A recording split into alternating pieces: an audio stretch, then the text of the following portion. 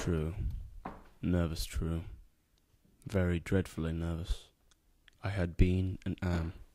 But why will you say I'm mad?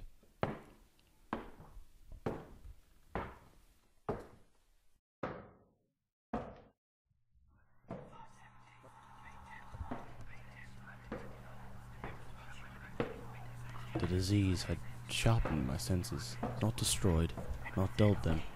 Above all was the hearing acute.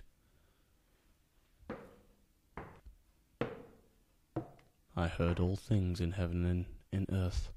I heard many things in hell.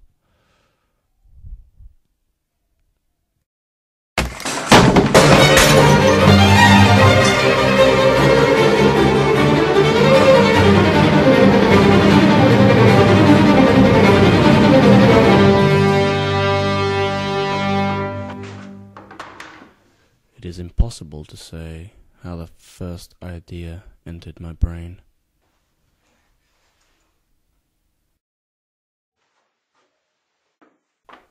But once conceived it, haunted me day and night.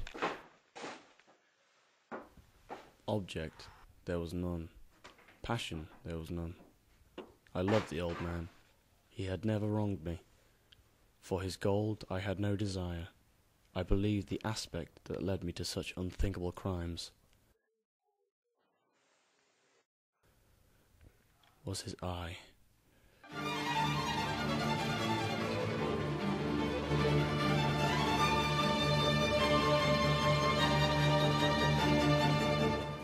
Whenever it fell upon me, my blood run cold.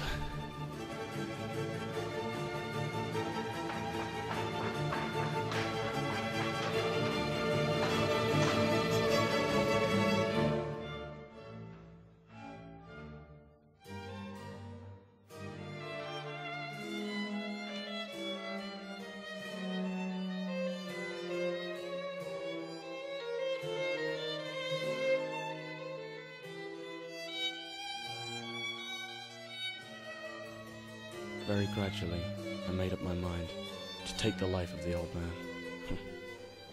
and thus rid myself of his eye forever.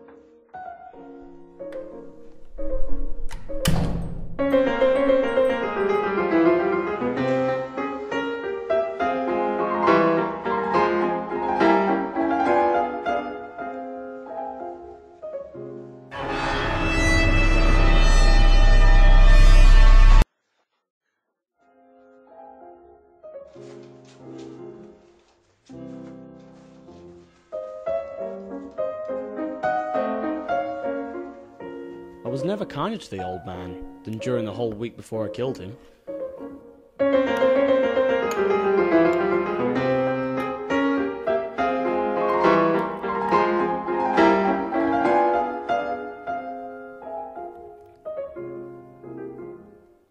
Every night, about midnight, I turned the latch of his door and opened it, oh so gently. I positioned my head in perfect place and stared deep into the evil eye.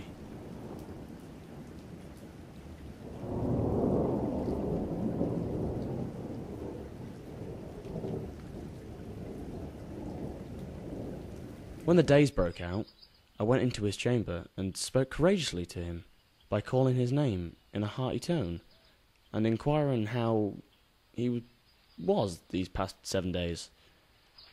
But I still couldn't keep my mind from that evil eye.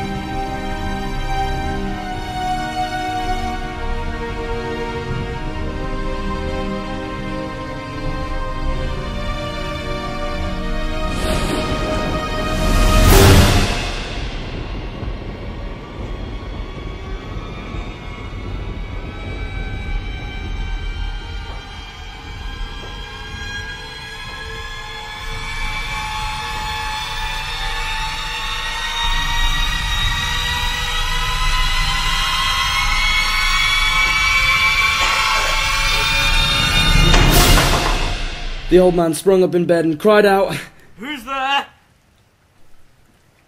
I kept quite still and said nothing for a whole hour. I did not move a muscle.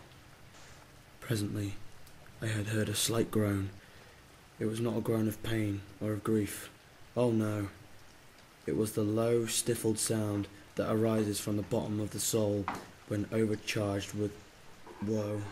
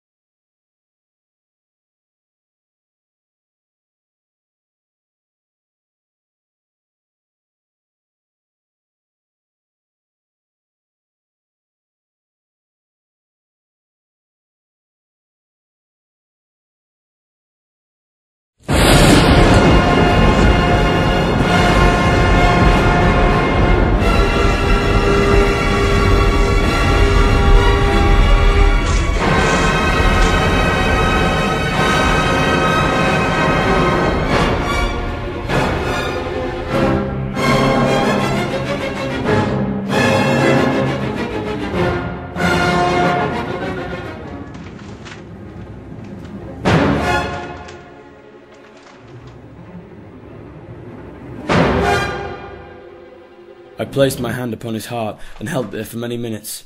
There was no pulsation. He was stone dead. His eyes shall never trouble me no more.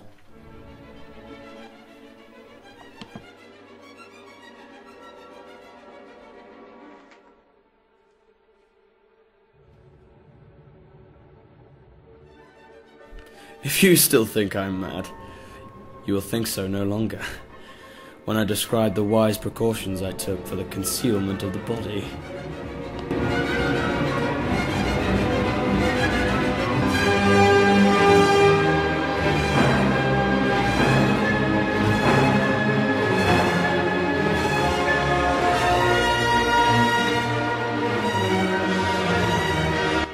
Then I took up 3 planks of flooring from his chamber and disposed all between the scantlings.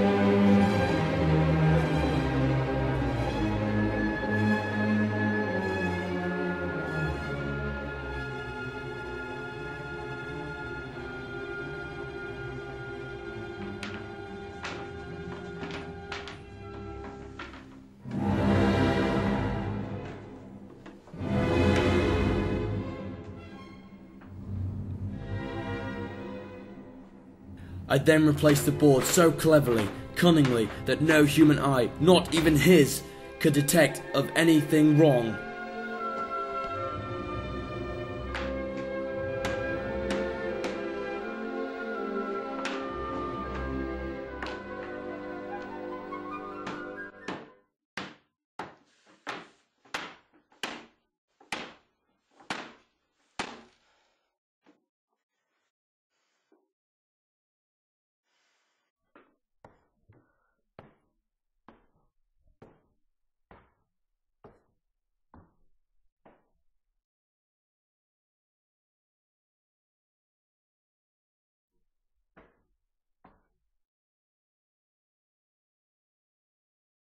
When I had made an end to all of these labours, the bell sounded the hour.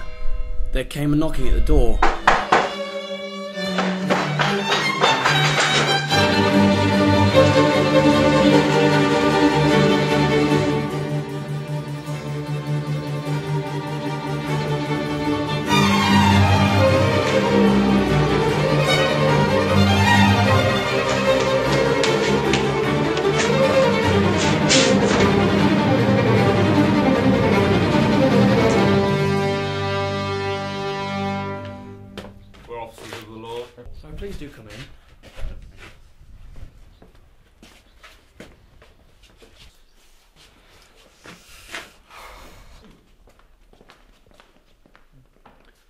grand house this is. Can I be of some assistance? A shriek was heard in the night by a neighbour. Suspicion of foul play has been aroused, and a complaint has been lodged to the police office. The scream was my own. I had a bad dream. The old man is in the country. We've still been dispatched to search the premises. Okay. Show you the rest of the house. Let me show you the upstairs.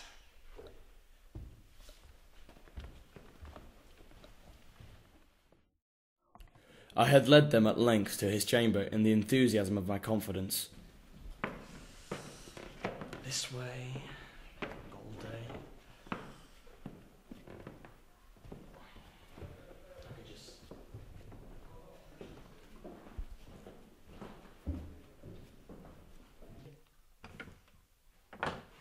Go ahead, snoop around.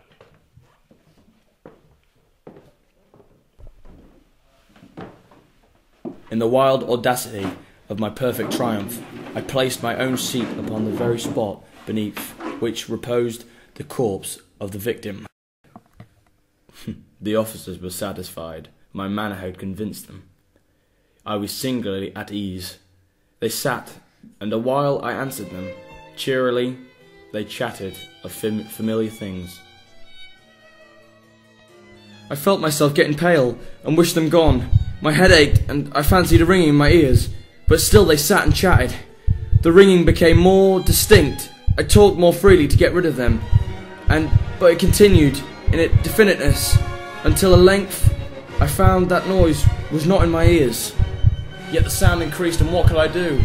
It was a low, dull sound, a quick sound, and a sound as a watch makes when enveloped in cotton. Oh God, what could I do? I foamed, I raved, I swore. I swung the chair which I had been sitting on. They heard, suspected, they knew. They were making a mockery of my horror. Anything was more tolerable than this derision. I could no longer bear their hypocritical, pathetic faces no longer. I feel I must scream or die. Now again, hark! Louder! Louder! Louder! Villains! Dissemble no more! I admit the deed! Tear on the plank from beneath your feet! Here, here! Here lies the beating of his hideous heart!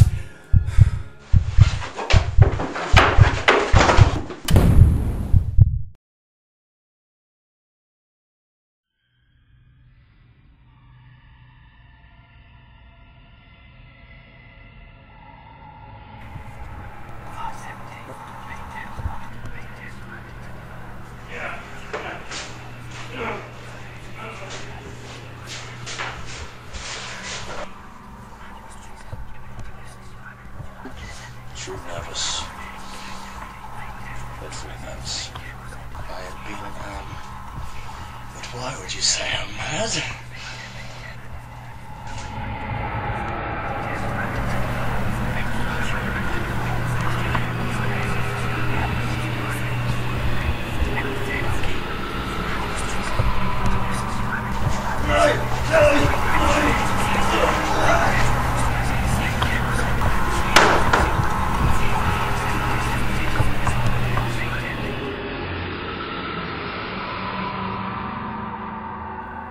But why will you say I'm mad?